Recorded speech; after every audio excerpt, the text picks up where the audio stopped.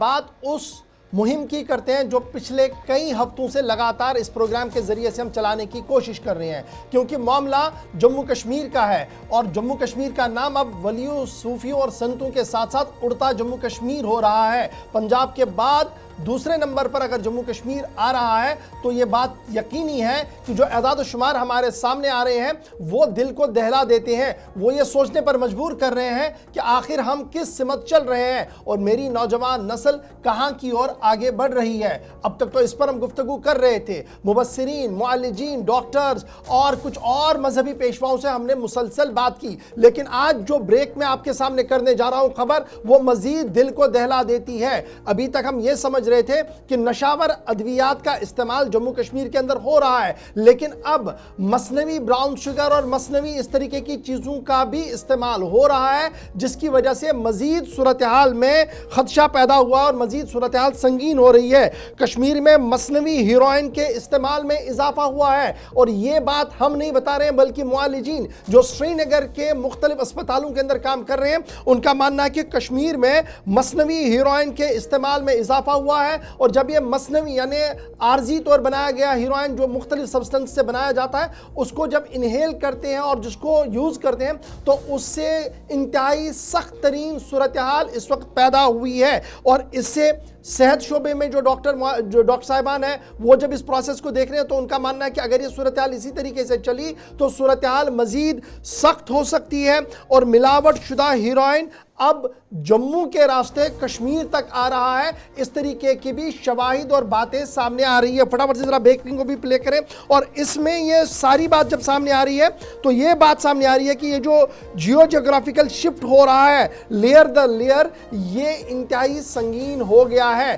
اب تھوڑا سا پیچھے چلیں، 2018 کی بات کو یاد کریں، نیشنل سروے ہوا تھا جس میں مرکزی وزارت نے ہمیں یہ بتایا تھا کہ 14 لاکھ سے اوپر لگ بھگ 14.5 لاکھ لوگ 10 سال سے 75 سال کی عمر میں ڈرگ ایڈکٹس ہو گئے ہیں۔ یہ 2018 کی بات کریں، اور 2023 میں جو مرکزی حکومت نے اعداد و شمار ظاہر کیے وہ 30 لاکھ سے بھی اوپر والے ہیں، اور جب ہر دن 33,000 سرینج استعمال ہوتے ہوں ڈرگز کے لیے جموں کشمیر کے اندر تو صورتحال کتنی خطرناک ہے، صورتحال کہاں پر پہنچ چکی ہے، اس کا اندازہ آپ بخوبی لگا سکتے ہیں۔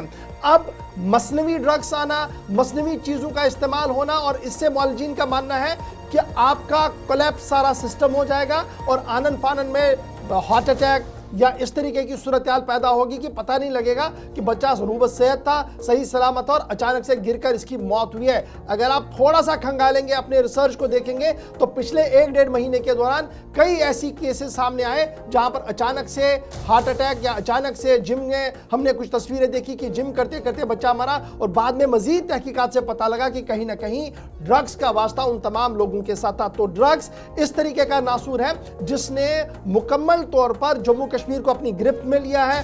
جموں اور کشمیر کے نوجوان 33 لاکھ سے زیادہ ہیں۔ یہ نوجوان صرف مرد نہیں ہے، میل نہیں ہے، بلکہ فیمیل بھی ہے، ہماری مائیں ہیں، بہنیں ہیں، بزرگ ہیں، تمام تر اب اس لیئر میں آ چکے ہیں، اور لگاتار ہماری یہ کوشش ہے کہ اس سپلائی چین کو کیسے توڑا جائے۔ وہ تو سرکاری طور پر دیکھا جائے گا، لیکن آپ کی اور ہم سب کی ذمہ داری کیا ہے، اس پر ہم مسلسل گفتگو کر رہے ہیں۔ پچھلے کئی دنوں سے مذہبی پیشوا ہمارے پروگرام میں حصہ بنے، اور آج سیدھے سری نگر چلیں گے جہاں سے جموں کشمیر کے سب سے سینئر موسٹ سیاستدان، بلکہ نارتھ انڈیا میں جب آپ اس کو دیکھیں گے تو انتہائی قدر کی نگاہ سے انہیں دیکھا جاتا ہے۔ سابق وزیر اعلیٰ رہ چکے ہیں، سابق مرکزی وزیر رہ چکے ہیں، جناب ڈاکٹر فاروق عبداللہ صاحب نے آج ہمیں وقت دیا ہے۔ بہت بہت شکریہ ڈاکٹر صاحب ہمارے ساتھ جوائن کرنے کے لیے، چونکہ آج سیاست بالکل نہیں بلکہ میری ریاست کا ایک وہ مرض اس ڈاکٹر کے سامنے رکھنا چاہتا ہوں جس نے آج خود پریکٹس کی ہے گراؤنڈ پر، اور آج بھی بہت سارے لوگوں کے ساتھ رابطے میں ہیں، باتیں آپ کے ساتھ شیئر ہو رہی ہے۔ یہ جو فگر ہر دن گزرنے کے ساتھ بڑھ رہا ہے، مرد، خواتین، بچے، بزرگ اس دلدل کا شکار ہو رہے ہیں، کیا اڑتا جموں کشمیر سے نکلنے کا کوئی قدم آپ کو نظر آ رہا ہے کہ یہ قدم اگر ہم اٹھائیں تو ہم اس سے آہستہ آہستہ کر کے باہر آ سکتے ہیں؟ کیونکہ ہر دن 33,000 سرینجز استعمال ہو رہی ہیں انجیکٹ کرنے کے لیے، صرف ایک براؤن شگر، اس کے ساتھ ساتھ پھر آپ دیگر قسموں کی بھی بات کریں تو یہ تعداد بہت زیادہ ہے. شاید یہ صرف 33,000 وہ ہیں جو سرکاری ریکارڈ میں ہیں، بہت سارے ایسے ہیں جو ابھی بھی سرکار کی نظروں سے اوجھل ہے، اور یہ کام لگاتار چل رہا ہے. ڈاکٹر صاحب اس میں کوئی شک نہیں ہے. بہت بہت شکریہ آپ نے مجھے اس چینل پہ لایا. یہ مدعا بہت سنگین ہے اور روز بروز اور سنگین ہو رہا ہے. ہمارے بچے اور دوسرے روز روز میں انوالو ہو رہے ہیں، اور اگر آج اس قدم نہیں اٹھایا جائے اور سخت قدم اٹھایا نہیں جائے گا تو یہ مرض ہم سب کو ڈبو دے گا، اور ہماری جو نئی پود ہے اس کا کوئی وجود ہی نہیں رہے گا. اس سے سب سے بڑی چیز یہ ہے کہ سب نے، وہ سیاست میں ہو، اور بڑی خوشی مجھے ملی آپ سے سن کر کہ اس میں سارے لوگ، ڈاکٹر لوگ اور مذہبی رہنما سب اس میں لگے ہوئے ہیں کہ اس کو کیسے ختم کیا جائے. اور یہ ہم سب کی ذمہ داری ہے، نہ صرف جو بھی یہاں پہ اس وطن سے محبت کرتا ہے ان کی ذمہ داری ہے کہ اس کو ختم کرنے کے لیے ہمیں ہر کوئی قدم اٹھانا چاہیے. اور سب سے بڑی چیز تو یہ ہے کہ یہ جو ہیروئن وغیرہ آ رہی ہے، اور آج آپ نے بھی بیان کیا کہ جموں سے آ رہی ہے، تو یہ ضرور بارڈر سے آ رہی ہے. اور اگر یہ بارڈر سے آ رہی ہے تو یہ نشے کی چیزیں جو آ رہی ہیں ان کا مقابلہ پہلے بارڈر پہ کرنا ہے. بارڈر کے کیسے آتا ہے؟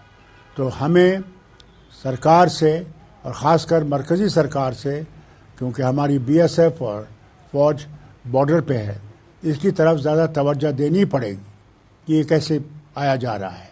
اس کے بعد جو اس کو لانے والے ہیں ان کو پکڑ کے زبردست سزائیں دینی چاہیے.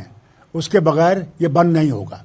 جب تک سزا سخت نہیں ہوگی، سنگین نہیں ہوگی، یہ لوگ کرتے رہیں گے. اور دوسری بات یہ بھی ہے، ہمیں ایسے سینٹرز بھی جلدی کھڑے کرنے پڑیں گے، اور جس میں جو ڈرگس پہ انوالوڈ ہیں ان کا علاج کیسے کیا جائے. آپ دیکھتے ہیں آج لڑکیاں بھی اب آنے لگی ہیں سامنے جو اس میں ملوث ہو گئی ہیں، مگر جب ان کو رکھنے کی جگہ نہیں ہے تو وہ واپس اپنے گھروں میں جاتی ہیں، تو پھر اسی ماحول میں رہ جاتی ہیں. اس لیے سرکار سے بھی میں اپیل کرتا ہوں کہ مہربانی کر کے ایسے سینٹرز جلدی کھڑے کریے کہ ہم اس کا مقابلہ کر سکیں. اور میں ضرور یہ کہوں گا کہ ریاست کے بندوں کو بھی چندہ شروع کرنا چاہیے کہ ہم ایسے سینٹرز بنا سکیں، ریپڈلی بنا سکیں. اور آج کل تو ٹیمپرری بلڈنگز بہت جلدی بن جاتی ہیں، وہ بنا سکیں جہاں پہ ہم ان لڑکیوں کو رکھ سکیں اور ان کو آبزرو کر سکیں اور ان کو اس مصیبت سے نکال سکیں. یہ بہت ضروری ہے، اور میں سمجھتا ہوں یہ ایک تحریک ہمیں شروع کرنی چاہیے. ٹھیک ہے ڈاکٹر صاحب، جس طریقے کی صورتحال ہے، چاہے وہ سرکاری فگرز کو ہم کھنگالیں، غیر سرکاری فگرز کو کھنگالیں، تو ہر 10 منٹ میں 12 سے 13 لوگ اسپتالوں کا رخ کرتے ہیں اور علاج کے لیے آتے ہیں. لیکن صحیح بات آپ نے کہی کہ میرے پاس وہ سسٹم نہیں ہے، میرے پاس وہ انفراسٹرکچر نہیں ہے. من حیث القوم کیا ہم آج جاگے ہیں؟ کیا آپ کو لگتا ہے کہ ہم اس ذمہ داری کو سمجھ پا رہے ہیں کہ یہ ایک بڑا ناسور ہے اور یہ ایک بہت بڑا درد ہے، اور اس کے لیے میں نے اب تمام لائنوں کو عبور کر کے آگے آنا ہے اور یہ ماننا ہے کہ آج اس کا بیٹا ہے، کل میرا اس میں جا سکتا ہے، اور یہ روکنے کے لیے میں نے پش فارورڈ کرنا ہے تاکہ اس کو روک سکوں؟ بالکل صحیح ہے. یہ بہت ناسور بہت بڑا گیا ہے، اور ہم سب کو، ہر ایک سٹیزن جو ہے یہاں کا، اس کو اکٹھا ہونا چاہیے. اور میں سمجھتا ہوں اگر کوئی سوشل سسٹم شروع ہو جائے جس میں چندہ جمع کرنا شروع ہو جائے ایک میجر لیول پہ، جو یہ ہٹس بن سکیں جہاں پہ ہم ان لوگوں کو آبزرو کر سکیں اور ان کو اس سے نکال سکیں، یہ پہلا قدم ہمیں اٹھانا چاہیے. باقی سرکاری قدم تو اٹھتے جائیں گے، وہ ان کو ڈرگس کو جو لانے والے ان کو پکڑ رہے ہیں، مگر اس کو اور سختی سے کرنا پڑے گا. ڈاکٹر فاروق عبداللہ صاحب، ماضی میں بھی رپورٹس آتی رہیں، کہیں ایسا تو نہیں کہ ہم نے ان رپورٹس کو نظر انداز مسلسل کیا؟ سال 2009 میں بھی ایک رپورٹ آئی جب پتہ چلا کہ 9,000 کے آس پاس، اقوام متحدہ کا ایک ادارہ ہے جس نے کہا کہ 90,000 کے آس پاس منشیات کے عادی افراد ہیں. اس وقت کی رپورٹس ہمارے سامنے تھی, شاید چیزوں پر زیادہ توجہ نہیں گئی, آپ کی بھی حکومت تھی اور اس کے بعد بھی حکومتیں بدلی, نظام بدلتا رہا, لیکن کیا واقعی میں ان رپورٹس کو درکنار کیا جاتا رہا, نظر انداز کیا جاتا رہا؟ وہ جو 90,000 2009 میں تعداد بتائی گئی, آج 30 لاکھ سے تجاوز کر گئی. جی ڈاکٹر صاحب. میری حکومت میں تو کوئی ایسی بات نہیں تھی.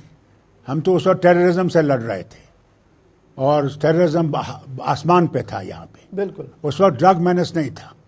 اس کے بعد جو 2009 میں آپ کہتے ہیں رپورٹ آئی ہوگی, میں نہیں جانتا ہوں کہ کیوں اس رپورٹ کو دیکھا نہیں گیا, اس کو سمجھا نہیں گیا. مگر اس وقت ضرور تھا کہ پنجاب میں بے حد اس کے یہ نمبر 1 اسٹیٹ تھی جس میں ڈرگس کا بڑا زبردست انوالومنٹ تھا. جی. اور ہمیں ڈر یہی تھا کہ یہ یہاں بھی پھیلے گا, اس میں کوئی شک نہیں ہے. تو وہ جو مگر میں نہیں سمجھتا ہوں کہ اس کو اس ڈاکٹر صاحب جو وہ میں نہیں سمجھتا اس کو اس کی طرح لیا گیا کہ ہمیں ضرور اگر ناکام نہیں ہوتے تو یہ ڈرگ بزنس اتنا کہاں سے بڑھ جاتا. اسی طرح توجہ نہیں. ڈاکٹر صاحب یہ افسوس ہے نیشنل اور آج ہم کانفرنس اس کا نتیجہ دیکھ رہے ہیں. ہر علاقے کے اندر ہے. میں نے دیکھا کہ 96 میں جب آپ نے ٹیک اوور کیا تو ایک بہت بڑا طوفان تھا, کس طریقے سے نیشنل کانفرنس کے ورکرز مارے گئے, لیکن ایک کے بعد ایک کھڑا رہا, کو بناتا رہا, اور آج بھی یہ سلسلہ آپ کا جاری ہے. جتنا آپ کا کاڈر پارٹی کا ہے, جس طریقے کا ہے کہ ہر گاؤں کے اندر, ہر چوراہے پر آپ کے پارٹی یونٹس اور ورکرز ہے, تو آپ کی جماعت پر بھی کتنی بڑی ذمہ داری آج کے دن پر یہ عائد ہوتی ہے کہ اب بہشتی جماعت کے سربراہ کی آپ کو اس کی اور توجہ دے کر آگے بڑھنا ہوگا؟ جی ہاں, بالکل صحیح بات ہے. اور ہمارے کئی ساتھی جو ہیں وہ ایک مہم چلا رہے ہیں. مبارک گل صاحب تو بہت وقت سے اس کی طرف لڑ رہے ہیں, اور میں نے بھی پارلیمنٹ کے طرف سے بھی ان کی مدد کی تھی کہ اس کو اور بڑھا سکیں وہ. اور میں آج بھی سمجھتا ہوں, اور کیونکہ یہ محنت اب اتنا بڑھ گیا ہے کہ ہمیں اس کی طرف قدم اٹھانا پڑے گا اور ہمیں اپنے کاڈر کو اس کی طرف لے جانا پڑے گا. اور میں سمجھتا ہوں آج ہی سے, میں نے جو آپ کی فگرز دیکھی ہیں, سنی ہیں, میں آج ہی دفتر جا کے اس کی طرف ایک کمیٹی شروع کر دوں گا کہ ہر محلے میں, ہر ریاست کی ڈسٹرکٹ میں ہمارے جو ورکر ہیں وہ اس کی طرف نظر رکھیں اور ہمیں سرکار کو بھی مدد کریں اور ان بچوں کو اس مصیبت سے نکالنے کے لیے ہم قدم اٹھا سکیں. ڈاکٹر صاحب کیا ہم یہ ایکسپیکٹ کریں کہ چناؤ بھی ہے, ہر ایک پارٹی اپنا اپنا منشور لائے گی. اب کی بار اگر ایک سوال آپ سے پوچھا جائے کہ جناب میرے مستقبل کی ضمانت ڈاکٹر فاروق عبداللہ صاحب یا نیشنل کانفرنس کس طریقے سے دے, کیا کچھ خاکہ ہو سکتا ہے, کس طریقے سے آپ یہ ایشور کر پائیں گے نوجوانوں کو کہ ہاں میرے پاس یہ بلیک اینڈ وائٹ جس کو اگر میں پاور میں آیا تو یہ امپلیمنٹ کروا کے اس طوفان بدتمیزی کو روک سکتا ہوں؟ آپ ہمارا جو مینیفیسٹو آنے والا ہے اس میں یہ دیکھیں گے کہ ہم کیا کیا قدم اٹھانے والے ہیں اس ڈرگ مینس کو ختم کرنے کے لیے.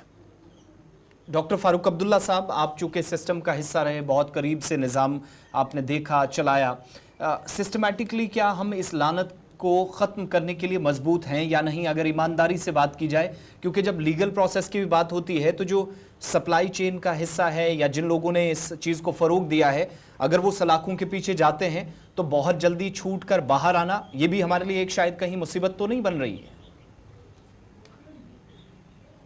دیکھیے, ہمارا کام ہے کہ ہم ایمانداری سے اس کو ختم کرنے کی کوشش کریں.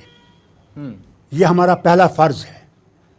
اگر ہم اس کو پورا نہیں کر سکے تو ہم کیسے اپنے نسلوں کو بچائیں گے, کیسے اس ریاست کا مستقبل. ڈاکٹر صاحب جس طریقے سے اس مستقبل کو بنانے کے لیے جی ہمیں ہر قدم اٹھانا پڑے گا. اچھا, یہ جو کہا جا رہا ہے کہ جناب ہمیں ہسپتالوں کی حالت بھی بہتر, جہاں اس کا علاج ہو سکے گا.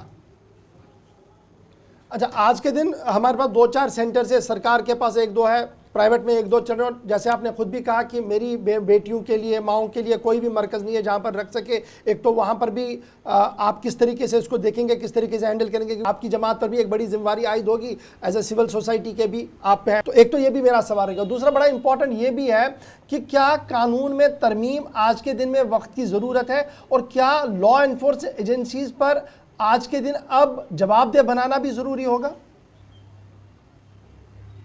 بہت ضروری ہوگا.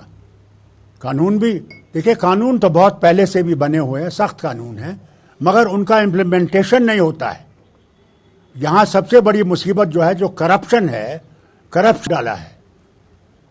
جو ڈرگز لا رہا ہے وہ بھی پیسہ دے رہا ہے ڈرگز لانے کے لیے، اور یہ جانتا ہے کہ وہ استعمال جو ہو رہا ہے وہ اس کے بچے کو بھی ختم کر سکتا ہے. مگر کیا کریں، جب تک ہم اس کو جڑ سے نہیں پھینک سکیں گے یہ مینس رہے گا. ڈاکٹر صاحب، کیا میں یہ ایکسپیکٹ کروں کہ آپ سینئر موسٹ ہیں سیاست میں اور قداور شخصیت بھی ہیں، آپ ایک کل جماعتی سول سوسائٹی اجلاس طلب کریں، ان ماہرین کو بھی طلب کریں جو اس وقت اس دلدل سے نکالنے کی ہماری مدد کر رہے ہیں، ان کی بات کو سنیں، عملی ترتیب ہو، سرکار کیا کرے نہ کرے وہ اپنی جگہ، لیکن ہمیں بہشتی قوم، بہشتی ریاست کے ضامن یہ فرض تو بنتا ہے کہ اس طریقے سے ہم آگے بڑھیں اور ان کی آواز کو سنیں، اور مسائل کیا ہے اس پر حکمت عملی بنا کر آگے بڑھیں. بالکل صحیح بات ہے، نہیں تو میں آپ کی چینل پہ آتا کیوں؟ اسی لیے آیا ہوں کہ ہم لوگ جب تک خود اور صرف سرکار کی طرف دیکھیں چلے گا. پہلے ہم نے خود اپنی طرف سے بھی کچھ کام کرنے ہیں، جی محنت کرنی ہے اس کو ختم کرنے کے لیے. اور اس کے لیے ہم لوگ ضرور بھی سول سوسائٹیز ہیں، انشاءاللہ ہم ان کی میٹنگ کریں گے، اور اس کے ساتھ جو بھی پھر ضرورت پڑے گی، کیا کرنا ہے، کس طرح آگے چلنا ہے، ایک مشورے سے کر کے ہم اس کو پورا کریں گے انشاءاللہ. ڈاکٹر صاحب، مذہبی پیشواؤں کے رول کو کہاں پر آپ دیکھ رہے ہیں اس پورے معاملے میں؟ بے حد ضروری ہے، بے حد ضروری ہے، کیونکہ وہ خطبہ دیتے رہتے ہیں ہر وقت. میں تو بار بار یہ کہتا ہوں، جمعہ کا خطبہ جو پہلا ہوتا ہے وہ آپ نے دیکھا ہوگا عرب ملکوں میں وہ سرکار سے آتا ہے، جی حالات کے بارے میں بتاتے ہیں. دوسرا حصہ جو ہوتا ہے وہ پھر قرآن کریم سے ہوتا ہے. میں بار بار یہی کہتا تھا کہ پہلا حصہ جو خطبے کا ہوتا ہے وہ اپنی زبان میں کہیے، وہ اردو ہو، کشمیری ہو، ڈوگری ہو، جو بھی زبانیں ہماری ہیں اس میں کہا جائے کہ ہمارے لوگ یہ سمجھیں کہ اس کا یہ کیا بلا ہے، اور بار بار کہا جائے. جہاں جہاں بھی ہمارے یہ مولانا حضرات جاتے ہیں وہاں سب سے بڑا ان کے سامنے یہ ہونا چاہیے کہ اس مینس کو لایا جائے، اس مینس کو بتایا جائے، اس کے نتیجے بتائے جائے، خطرناک نتیجے جو ہیں وہ بتائے جائیں. ڈاکٹر فاروق عبداللہ صاحب، بہت ضروری. جن لوگوں نے جموں کشمیر کو اس تباہی کے دہانے پر لایا ان کو لے کر ایک تاثر یہ بھی اب دیا جا رہا ہے. پچھلے 1 مہینے سے جب سے ہماری یہ کیمپین چلی ہے گلستان نیوز کی، تو جو بھی مختلف شخصیات اس پروگرام کا حصہ بنی، ہم نے ان سے ضرور سوال پوچھا کہ جو سوشل بائیکاٹ والا ایک ٹرینڈ چلا ہے یا کیمپین کی جا رہی ہے، کیا ڈاکٹر فاروق عبداللہ صاحب اس بات سے اتفاق رکھتے ہیں کہ جو لوگ منشیات کے دلدل میں اس وقت گئے، جن کی وجہ سے گئے، ان کے ساتھ سوشلی بائیکاٹ کیا جائے؟ جو سلاخوں کے واپس باہر آئے پھر بھی نہیں سدھرے، ان سے شاید دوری بنانے کی ضرورت ہے. دیکھیے، جہاں تک سوشل بائیکاٹ کا سوال ہے، سوشل بائیکاٹ آپ تب کر سکتے ہیں نا جب سب لوگ اس کے ساتھ جڑ جائیں. سب سے بڑی چیز تو یہ، پہلے تو ان کو ایسے سزا دینی چاہیے کہ یہ نکلے ہی نہیں جیل سے جو یہ لا رہے ہیں.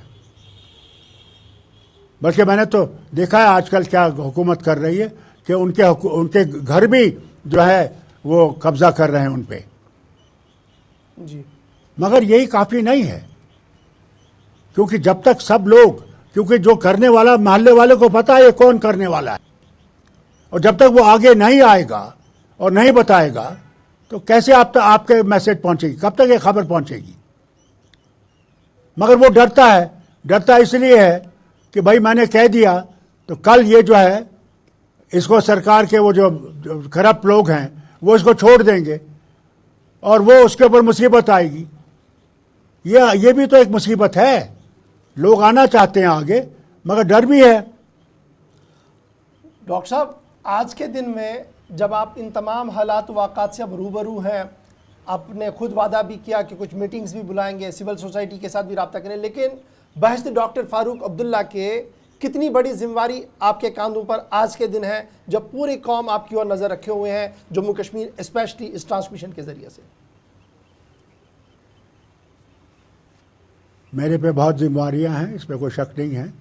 ये भी एक बहुत बड़ी जिम्मेवारी है और इंशाअल्लाह जब तक ज़िंदा हूँ और सांस है मैं इसके ख़िलाफ़ लड़ूंगा और मैं हर कोई कदम उठाऊंगा कि इसको जड़ से निकाल के फेंक सके। ये मैं आपको यकीन दिलाना चाहता हूँ। डॉक्टर फारूक अब्दुल्ला साहब, 2 नस्लें तबाह हुई, बदअमनी भी रही, मिलिटेंसी भी रही, सड़क हादसात भी हुए, लेकिन मुबस्सरीन या माहिरीन का ये ख्याल है कि इस तबाही ने सबसे ज़्यादा नुकसान हमें पहुंचाया और यहाँ से भी आगे मुस्तक़ तारीख नज़र आ रहा है। क्या हम जो आप इलेक्शन मैनिफेस्टो की बात कर रहे थे उसके अलावा भी जो अब इंतखाबी तशहीर होगी, रैलियाँ होंगी, सेमिनार, वॉक्स, मीटिंग्स होती हैं, तकारीब का अहतमाम होता है, क्या तरजीहात में एंटी ड्रग कैंपेन आपकी पार्टी की जानिब से रहेगी और बाकी पार्टियों को भी यही मशवरा रहेगा? जी हाँ, सब करेंगे, सब पार्टीज करेंगे, क्यों नहीं करना चाहिए। हम लोग अब जो ही इलेक्शन ख़त्म हो जाएंगे, इलेक्शन के अंदर दौर में भी, उससे पहले भी जब पार्लियामेंट्री इलेक्शन हो रहे थे, हर जगह मैं ड्रग मेनेस के बारे में कहता था। मैंने कभी ये मुद्दा नहीं छोड़ा है। मैं लोगों से बार बार था, ये तूफान आ रहा है, इस तूफान का मुकाबला नहीं करेंगे तो मिट जाएंगे, कुछ नहीं रहेगा। अब स्ट्रेटजी क्या है डॉक्टर साहब, अगर हम माइनस करें एडमिनिस्ट्रेशन को, माइनस करें सरकारों को, लेकिन एज अ कौम के सरबराह के क्या स्ट्रेटजी होनी चाहिए आज के दिन, जो मैं भी अडॉप्ट करूं, आप अपने तरीके से अडॉप्ट करें, आपकी पार्टी करे, दीगर लोग भी करें, एक यूनिक स्ट्रेटजी क्या हो सकती है इसमें? आप वो स्ट्रेटजी हमारे मैनिफेस्टो में देख लेंगे, वादे दीजिए, कुछ दिनों में वो मैनिफेस्टो आपके सामने आ जाएगा। आपके सामने पूरा जो हम लोग करने वाले हैं वो पूरा उसमें दर्ज होगा। बहुत बहुत शुक्रिया डॉक्टर फारूक अब्दुल्ला साहब वक्त निकालने के लिए। चूँकि आज से वादा था कि आज सियासी गुफ्तगू बिल्कुल नहीं होगी इस अहम तरीन मामले पर, क्योंकि ये मेरे रियासत का, आपकी रियासत के मुस्तकबिल का मामला था, इसलिए हमने इस पर आपसे गुफ्तगू की है। थोड़ा सा वक्त आपने दिया, आपका बहुत बहुत शुक्रिया। लेकिन कुछ ग्राफिक्स के ज़रिए से भी कुछ बातें आपको समझाएंगे, ये बड़ा इंपॉर्टेंट है, क्योंकि आज जिस दौर में हम गुजर रहे हैं ना, तो आज के दिन भी बहुत सारे लोग अभी उड़ता जम्मू कश्मीर का हिस्सा है। उनसे मोहब्बत करना, उन्हें वापस लाना हम सबकी जिम्मेदारी है। बिल्कुल, कुछ चीज़ें जो बार बार साथ साथ आप देखते भी हैं, तो शुमाली भारत के अंदर सबसे बड़े मकामात में से एक मकाम जम्मू कश्मीर है और ये टूरिज्म के एतबार से तो है ही, लेकिन जब आप उड़ता जम्मू कश्मीर इस टैगलाइन को देखते हैं तो Jammu Kashmir top of the list बना हुआ है। इस वक्त हेपेटाइटिस सी का फैलाव इतनी तेजी के साथ बढ़ रहा है जो 72% तक पहुंच गया है और सूबे की आवाम पर मंशियात का हमला जिस हिसाब से हुआ है या चल रहा है, जिस तरीके से काम हुआ है, शायद ये तादाद 72 से 92 और 100% तक जाते हुए ज्यादा वक्त नहीं लगेगा। ड्रग सेंटर में रोजाना 150 नशे के केसेस मौसूल होते हैं। 21 से 25 साल की उम्र के अफराद को आज नस के जरिए अद्वियात लेने की आदत पड़ गई है, आदी हो चुके हैं और हेपेटाइटिस सी का इन्फेक्शन बाज अफराद में पाया गया है।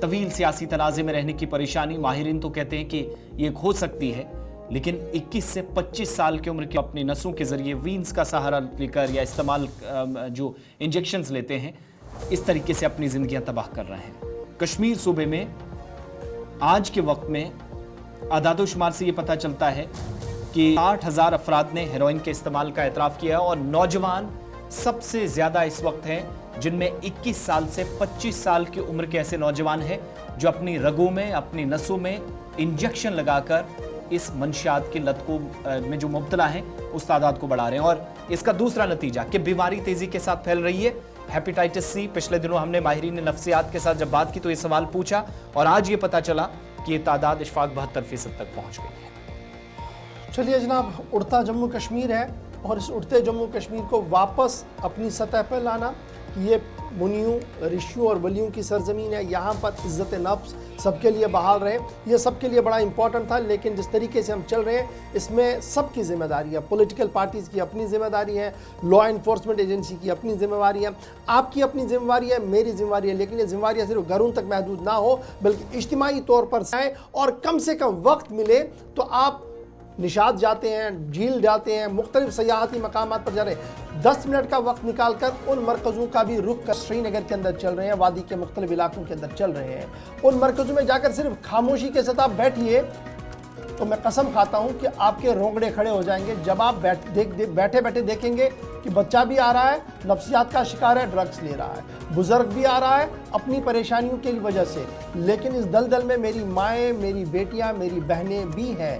صرف 10 منٹ کا وقت نکال کر کبھی مرکز جائیے تو آپ کو اس کا اندازہ ہوگا کہ آج جو ہم بات کر رہے ہیں اس کی گریوٹی کیا ہے، اور اس گریوٹی کے بعد آپ نے اور میں نے کیا کچھ کرنا. چھوٹا سا بریک.